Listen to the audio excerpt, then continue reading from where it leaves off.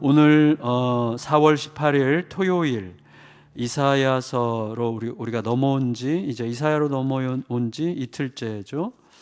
이사야서 31장 어제 묵상했고 오늘은 32장입니다. 말씀은 설교 중에 함께 읽어가도록 하겠는데 어제 말씀에서는 한마디로 바라보지 말아라 이렇게 말씀하셨습니다. 바라보지 말아라. 우리가 누구를 바라보지 말라고 말씀하시냐면 누가 보더라도 강한 자, 그래서 모두가 인정하고 그리고 그를 의지하고 싶고 심지어 그에게 매이게 되는 자, 마치 세상이 그의 손에 달린 것처럼 보이게 하는 자, 하지만 하나님의 깊은 뜻과는 무관한 그 사람, 혹은 그 대상을 바라보지 말라 이렇게 말씀하십니다. 그러면서 그를 바라보려고 하는 마음이 나를 사로잡을 때 견디고 손 내밀지 말라고 하세요. 손을 내밀어서 그가 내미는 손을 잡는 순간부터 그것은 필연적인 올무가 되기 때문입니다. 결국 그를 의지하는 것이 말이 안 되는 것은 의지할 수 없는 자를 의지하는 거기 때문이에요. 나를 참으로 도울 자가 아니라 결국은 나를 적절하게 사용해 먹고자 하는 자를 붙드는 거기 때문에 붙들지 말라고 하시는 거예요. 그런데 오늘 말씀은 또 바라보라고 하세요. 어제는 바라보지 말라고 하셨고 오늘은 바라보라고 하십니다. 그러니까 바라봐야 될 대상을 바라보라고 하세요. 1절을 우리 같이 읽을까요? 1절 시작. 보라, 장차 한 왕이 공의로 통치할 것이요 방백들이 정의로 다스릴 것이며 그랬습니다. 자, 우리가 바라봐야 될 그분은 왕이에요. 왕. 어떤 왕이냐 하면 모든 것을 통치하시되 이 모든 것을 통치하는 왕인데 이분의 관심은 자기 권력이 아니라 자기 백성의 삶이에요. 그래서 이분은 세상을 통치하실 때 자기 이해관계 중심으로가 아니라 오직 공의를 기준으로 통치하세요. 그의 공의로운 통치가 얼마나 깊은 감동과 설득을 주는지 그분의 모든 신하들조차도 백성들을 정의로 다스린다 이렇게 말씀하십니다. 다시 말해서 그분은 세상에서 가장 강한 자지만 자기 백성을 속박하지 않고 오히려 백성들로 하여금 아름다운 자유와 신뢰와 안전으로 살게 하시는, 다시 말해서 강함의 진짜 의미를 완전히 성취하신 분이라고 할 수가 있겠습니다. 강한 이유가 뭐예요? 우리가 강한 이유는 강하지 않은 이들을 도와서 그들로 하여금 자유를 얻게 하기 위하여 강함이 주어진 거죠. 그에 따라서 그분은 우리로 하여금 애굽이나 아수르처럼 하나님 없이 겉만 강한 자들로부터 단호하게 돌이켜도 괜찮을 충분한 이유가 되시는 분이죠. 우리 눈에 보이는 그것을 의지하지 않아도, 그것들에 기대지 않아도, 그것들에게 도와달라고 손을 내밀지 않아도 될 만큼 충분한 분, 그분이 바로 오늘 우리에게 바라보라고 하는 바로 그분입니다. 자, 가짜 강한 자. 어제 본문에서는 애굽과 아수르를 상징했는데 애굽과 아수르로 대변되는 가짜 강한 자는 어떻게 해요? 특징이 광풍과 폭우가 몰아칠 때 자기 피할 곳이 없으면 어떻게 해요? 백성들을 쫓아내죠. 그런데 공의로 다스리는 이 왕은 그 자신 스스로가 광풍을 피하고 폭우를 가리는 우산이 되어줘요. 백성들을 위해서. 가짜로 강한 자들은 혼자서 물을 끌어다 쓰느라고 백성들이 쓸 물이 없고 메마르고 황무한 땅에서 백성들이 살아갈 수밖에 없지만 이 공의의 왕은 그 스스로가 샘물이 되어주세요. 그 스스로가 마른 땅에 냇물이 되어주세요. 그 스스로가 피곤한 땅의 큰 바위와 그늘같이 시원한 존재가 되어주신다고 말씀하십니다. 2절 읽습니다. 2절 시작. 또 그 사람은 광풍을 피하는 곳, 폭우를 가리는 곳 같을 것이며 마른 땅의 냇물 같을 것이며 곤비한 땅의 큰 바위 그늘 같으리니 그랬어요. 따라서 저도 내가 참 이렇게 내가 굉장히 좋아하는 성향의 어떤 분, 그리고 그분 말 한마디 한마디가 너무 맛있으면 헤어지기 싫어요. 더 듣게 되고 더 만나서 배우고 싶은 마음이 들잖아요. 이 왕은 그분들의 절정이죠. 이 왕을 제대로 보기 시작하면 눈을 감을 수 없대요. 시선을 다른 데로 돌릴 수가 없게 될 거래요. 이 왕의 말을 제대로 듣기 시작한다면 다른 곳에 귀를 기울일 여지도 없어져요. 오직 그가 뭐라고 말씀하시는지에 귀를 기울일 수밖에 없게 될 바로 그런 분이세요, 이분은. 그래서 평소에 우리들의 마음이 조급해가지고 낭패를 받던 사람도 그분을 만나고 나면 천천히 움직여도 될 만큼 여유로운 풍부한 지식을 깨닫게 되고, 평소에 입도 뻥끗하지 못했던 사람도 이분을 만나게 되면 자기가 하고자 하는 말을 분명하게 말할 수 있게 변해요. 다시 말하면 이 왕은 새 창조의 주인이에요. 3절과 4절 같이 읽읍시다. 시작. 보는 자의 눈이 감기지 아니할 것이요 듣는 자가 귀를 기울일 것이며 조급한 자의 마음이 지식을 깨닫고 어눌한 자의 혀가 민첩하여 말을 분명히 할 것이라. 어제 점심때 제가 어떤 분 신방에서 오랜만에 만났는데 정말 행복했어요. 이분이 최근에 말씀에 푹 잠겨서 말씀에 빠졌는데 평소와 굉장히 다른 얼굴, 너무 얼굴이 평화롭고 여유만만하고, 그리고 어떤 어려움이 와도 당황하지 않고 넘어설 것 같은 어떤 담대한 확신이 주어져 있더라고요. 그 모든 것이 이분이 말씀과 함께 이제 씨름하는 과정을 통해서 형성됐더라고요. 그래서 어제 참 행복한 시간이었던 것 같아요. 그러니까 예수님을 제대로 만나서 그에게 자꾸 듣고 싶어지고 그의 말씀이 맛있어지고 그의 말씀대로 행하고 싶은 열망이 막 뜨겁게 일어나면 우리가 참 놀랍게 변해요. 그러니까 새 창조가 일어나는 거예요. 예수님이 우리 안에서 새로운 변화를 시작하세요. 자, 가짜로 강한 자들이 이 사람들은 자기 세력을 불리기 위해서 거짓말과 아첨하는 말을 손쉽게 내뱉어요. 그렇지만 이 오늘 본문의 이 왕은 결코 그렇게 하지 않아요. 그분은 어리석은 자를 어리석다 하고, 그리고 악한 자를 악하다 하는 분이에요. 어리석은 자를 존귀한 자로 여기고 존귀한 자를 어리석은 자로 매도하는 이 거짓 세상을 허락하지 않는 분이시죠. 참으로 존귀한 사람을 우리가 보통 그렇게 얘기하잖아요. 굉장히 괜찮은 분이고 너무 훌륭한 분이고 존경할 만한 분인데 그 분에게 어떤 경우에는 좌판이 이렇게 뭘 씌우죠. 꼴통 보순이 뭘 씌우죠. 그래서 그 사람을 제대로 못 보게 되는 일들이 너무 많은 거예요. 아주 단순한 이념의 틀로 희생시키는 일들이 너무 많아요. 미련하고 어리석은 자가 세상을 좌지우지하는 미련한 세상을 이 왕은 용납하지 않으실 거예요. 이 왕께서는 사람이 남긴 몇 마디 말이나 그가 보인 어떤 왜곡된 편견 어린 시선으로 보여지는 행동으로 그를 보는 대신에 그의 중심과 본질을 꿰뚫어 보시는 그 왕이죠. 그 왕을 제대로 만나야 돼요. 그 왕을 제대로 만나야 우리가 이 땅을 떠도는 비천한 유행적인 신념 따위에 사로잡히는 비루함에 빠지지 않을 수 있습니다. 그 왕을 제대로 만나야 돼요. 5절 우리 같이 읽겠습니다. 5절 시작. 어리석은 자를 다시 존귀하다 부르지 아니하겠고 우둔한 자를 다시 존귀한 자라 말하지 아니하리니. 이 왕 이전 시대에는 그랬다는 거예요. 어리석은 자를 존귀하다고 부르고 우둔한 자를 존귀한 자라고 부르고 이렇게 불렀다는 거예요. 이 왕은요, 우리 사람이 겉으로 하나님을 어떻게 많이 언급한다고 할지라도 그가 진실로 하나님을 믿는 자라고 쉽게 속지 않으실 거라는 말이죠. 우리가 하나님의 이름을 수없이 부르면서도 자기 자신의 탐욕스러운 이기심을 얼마든지 추구할 수 있다고 하는 사실을 너무나 잘 알고 계세요. 그래서 우리의 말과 우리의 겉 행동이 무엇을 내놓느냐가 아니라 우리들의 마음속에 품고 있는 게 무엇이냐를 늘 보시죠. 사람의 진심이 언제 나타나요? 진짜 진심이 지속적으로 굶주린 자와 목마른 자를 상대하는 그의 지속성 있는 마음과 태도에서 그의 진심이 드러나게 되어 있다고 이야기하세요. 6절 읽겠습니다. 6절 시작. 이는 어리석은 자는 어리석은 것을 말하며 그 마음에 불의를 품어 간사를 행하며 패역한 말로 여호와를 거스리며 줄인 자의 속을 비게 하며 목마른 자에게서 마실 것을 없어지게 함이며. 그가 어리석은 자예요. 근데 이 왕을 제대로 만나면 그런 어리석음에 빠지지 않는 거예요.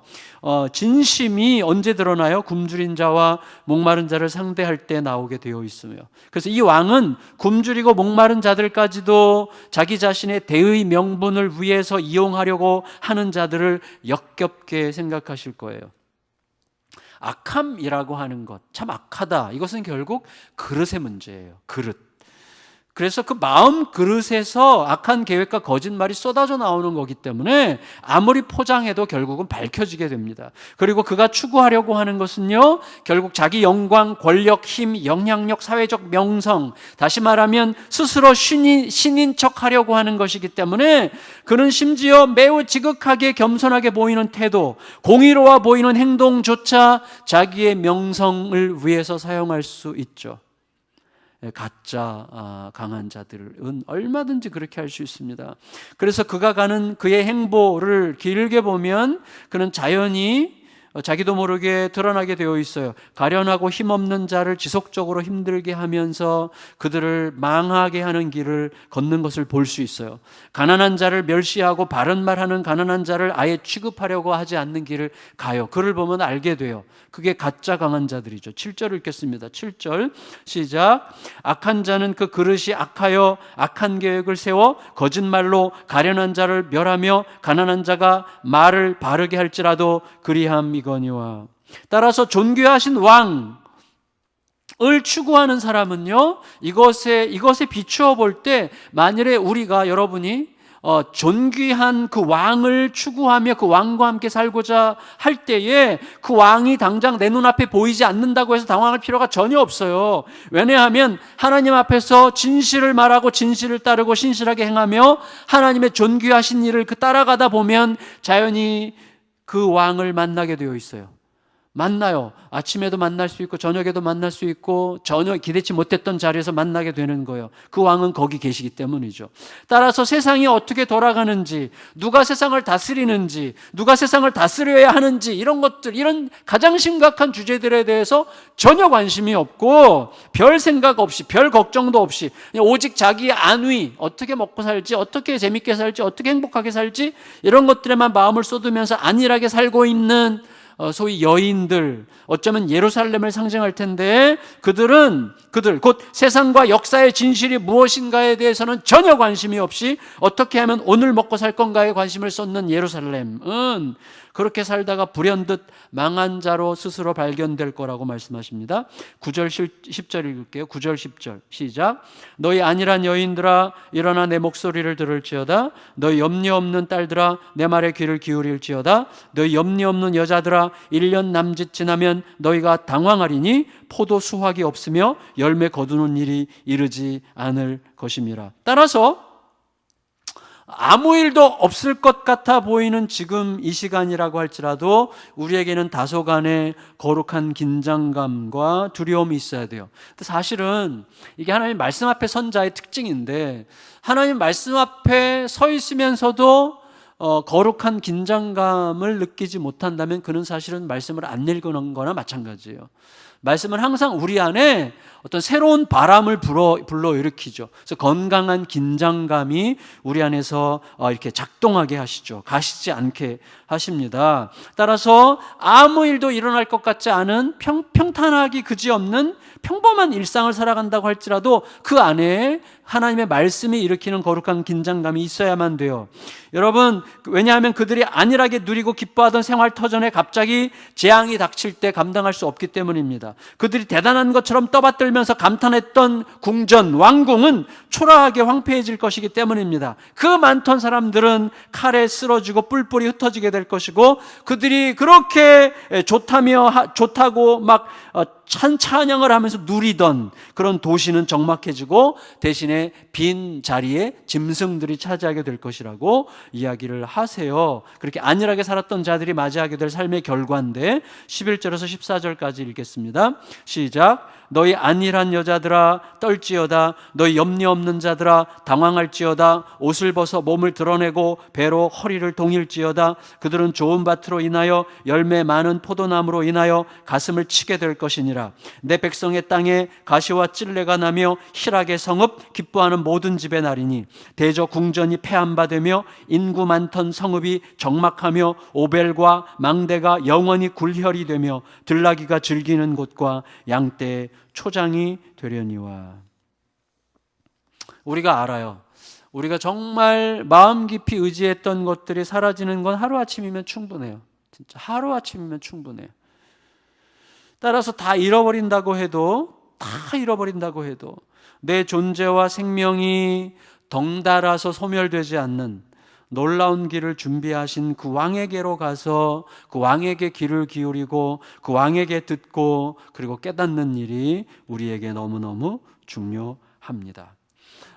그 왕에게로 가서 그에게 귀를 기울이고 그가 전하는 말씀을 깨달아서 새로운 질서 위에서 살아가기 시작하면 그는 우리를 반드시 새롭게 하실 것입니다. 그가 우리를 새롭게 하시는 방식의 뭐예요? 방식이 자, 이렇게 며칠 전에 어떤 성도님이 밤에 저희 상담하러 잠깐 들리러 오셨는데 이렇게 물으시더라고요.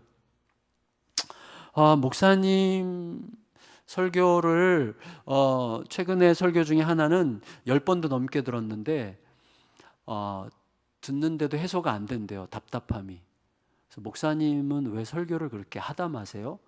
그러더라고요. 그래서 무슨 얘기냐고 그랬더니 목사님은 설교를 듣고 나서 이렇게 시원하질 않대.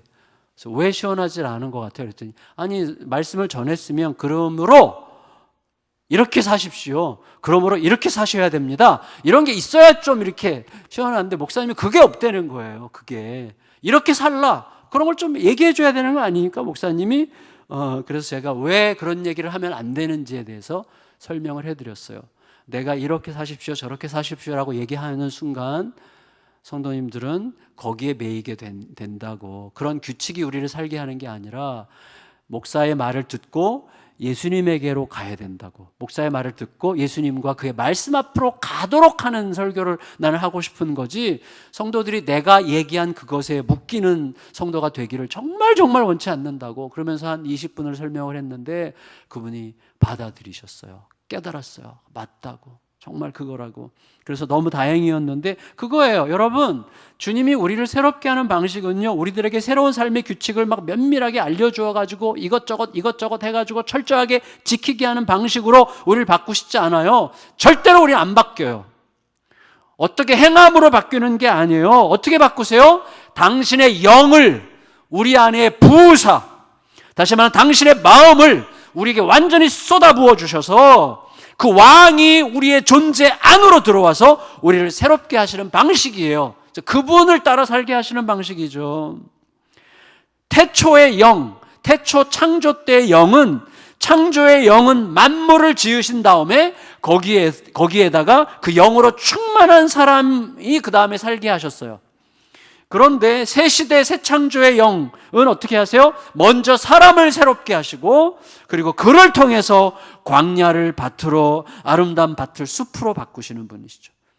그래서 온 자연 만물을 새롭게 하시고 사람을 지으신 하나님께서는 그 다음에는 이제 사람을 새롭게 하시고 사람을 통하여 온 만물을 새롭게 하려고 하시죠. 15절 읽습니다. 15절 시작. 마침내 위에서부터 영을 우리에게 부어주시리니 광야가 아름다운 밭이 되며 아름다운 밭을 숲으로 여기게 되리라 그랬어요. 그래서 여러분, 이제 그 결과 뭐예요? 시공간을 넘어서는 정의와 공의, 때에 따라서 달라지고 장소에 따라서 달라지는 정의와 공의라면 그건 더 이상 정의와 공의가 아니죠. 시공간을 넘어서는, 언제 어디서나 상관없이 항상 정의롭고 항상 공의로운, 그래서 이 땅에서는 절대로 경험할 수 없죠. 광야는 아무것도 없는 곳이죠. 아무것도 없으면 없는 대로 속이고 뺏는 게 인간이야. 그 광야에서도. 그리고 근데 그런 광야에서도 정의를 볼 수 있게 되는 게 정의예요. 그리고 그 다음에 풍성한 아름다운 밭에서는 탐욕스러운 경쟁과 불법적 탈취가 만연할 수밖에 없죠. 많이 있는 곳에 사람들이 몰리고 서로 빼앗으려고 하죠. 그런데 그곳에서도 동일하게 공의를 누리게 될 거라고 이야기하세요. 그에 따라서 이게 뭐예요? 샬롬의 성취죠. 어떤? 화평과 영원한 평안과 안전이 이루어지는 샬롬이 그 왕을 통해서 비로소 우리를 새롭게 하시는 그 영을 통해서 비로소 이루어진다고 말씀하시는 것입니다. 16절 17절 읽읍시다. 시작. 그때 정의가 광야에 거하며 공의가 아름다운 밭에 거하리니 공의의 열매는 화평이요 공의의 결과는 영원한 평안과 안전이라. 너무 귀하고 아름다운 말씀이죠. 결국 뭐예요? 아름답다고 여겨졌던 숲과 안전해 보였던 성읍이 파괴되는 상황이 올지도 몰라요. 그래도 상관없어요. 그런 상황이 온다고 할지라도 참 왕의 백성들은 화평의 집, 안전한 거처, 조용히 쉬는 곳을 결코 잃지 않게 될 것입니다. 넉넉하고 평화로운 샬롬의 일상이 그들의 삶을 충만히 채우게 될 거예요. 18절에서 20절까지 읽고 마칠게요. 18절부터 20절 시작. 내 백성이 화평한 집과 안전한 거처와 조용히 쉬는 곳에 있으려니와 그 숲은 우박에 상하고 성읍은 파괴되리라. 모든 물가에 씨를 뿌리고 소와 나귀를 그리로 모는 너희는 복이 있느니라. 예, 우리가 의지했던 숲과 성읍은 파괴되어도 상관이 없어요. 그래도 여전히 우리는 평화와 안전을 누리게 될 거라 약속하십니다. 그 왕만 계시다면, 그 왕과 함께 걸을 수 있다면, 그 왕이 보내시는 영으로 내가 새롭게 재창조될 수 있다면, 그 왕의 말씀에 의해서 날마다 창조의 능력이 내 안에서 경험되는 삶을 살 수만 있다면 궁전이 망가지고 황폐하게 돼도 아무 상관이 없다는 거예요. 샬롬의 일상이 우리의 삶을 채울 거라고 약속하십니다. 말씀을 마칠게요. 자, 비민주적인 사회일수록 정권 교체가 일어나면 정상적인 입법부와 정상적인 사법부를 뒤흔들겠죠. 아주 민주적인 사회일수록 정권 교체가 일어나면 비정상적인 입법부와 비정상적인 사법부를 뒤흔들어 바꾸려고 하겠죠. 하지만 이런 흔들림이라고 하는 것은요, 오히려 흔들릴 거리라도 있다는 면에서 위로가 돼요. 왜냐하면 행정, 입법, 사법 모든 영역에서 절대적인 권력을 가진 자가 등장하면 끝나는 거예요. 나라는 뿌리가 흔들려서 이제 소멸해 가는 거예요. 그런데 하나님 나라는 이상하게도 형태는 그런 나라야. 그렇죠. 그런 행정, 입법, 사법 모든 것에 대한 절대적인 권력을 가진 절대적 권력자가 어때요? 지극히 공의롭고 지극히 투명하고 지극히 신실하고 지극히 신뢰할 만하고 자기를 희생해서 백성들을 먹이고 입히는 권력자인데 그가 영원토록 변치 않고 그렇게 하실 수 있는 분이라면, 더구나 그가 우리의 모든 인간적인 즐거움과 우리들의 모든 만족과 기쁨과 두려움까지도 온전히 알고 함께 하시는 분이라면, 그가 도덕적인 모범국에 친절한 척하는 권력자가 아니라 우리들의 모든 섬세한 감각들이 가장 자유롭고 가장 아름답게 표현되는 것을 보장하시는 분이라면, 그의 백성이 되는 것 외에 내가 마음 다해 추구할 다른 길이 있겠는가? 그렇게 생각할 수 있는데, 우리 하나님 아버지는, 우리의 왕이신 예수님은 지금 이렇게 잠깐 표현했던 이런 표현으로는 도대체 가닿을 수조차 없는 정도의 영광과 아름다우심으로 가득한 왕이시죠. 그래서 그 왕을 묵상하고 알아갈수록 그분께 너무 매이고 싶은 거예요. 그분의 종이 되고 싶은 거예요. 그분의 노예가 되고 싶은 거예요. 그분의 말만 듣고 싶은 거예요. 그분의 얼굴만 보고 싶은 거예요. 그분과 함께 있는 게 나의 전부가 되는 거예요. 그분으로부터 자립해서 누리려고 하는 자유라는 것이 얼마나 누추할 수 있는지를 너무나 절실히 깨닫는 거예요. 그분께 매여서, 그분의 종이 되어서 오직 그분과 함께 그분이 시키는 대로만 할 때 내가 누릴 수 있는 자유와 만족과 부유함과 평화를 이 세상 그 어떤 것으로도 대신할 수 없다는 사실을 점점 더 절실하게 깨달아갈 수 있게 되는 것입니다. 물론 아직 그런 나라는 없어요. 그런 나라가 없죠. 근데 그 나라가 원래는 있어요. 있지만 우리가 없다고 느끼는 거예요. 네, 이유가 뭐예요? 있는데 왜 없다고 느끼죠? 이유는 우리가 그 나라의 왕을 섬기지 않고 있기 때문이죠. 가짜 왕들을 여전히 섬기고 있기 때문이에요. 그 나라의 왕은 이미 오셨고 지금 그 왕을 제대로 알아본 백성들을 사방에서 모으고 있고, 그 백성들은 그 기쁨이 뭔지를 알아요. 그렇죠. 그거 알아요. 우리 모두가 그 왕에게 주목해야 됩니다. 그 왕이 그 나라를 어떤 방식으로 가져오셨는지, 어떤 방식으로 그 나라를 자라가게 하시는지, 그리고 결국 그 나라를 어떻게 완성해 가실 것인지에 주목해야 돼요. 그리고 그렇게 주목하는 우리 시선의 깊이와 넓이가 우리의 삶과 우리를 둘러싼 모든 삶의 얼굴을, 풍경을 만들어가게 되는 거예요. 우리 모두가 그 왕과 함께 그 왕을 알아가면서 그 영광스러운 삶의 일부로 다 자리매김하게 되기를 높으신 예수님의 이름으로 축원합니다.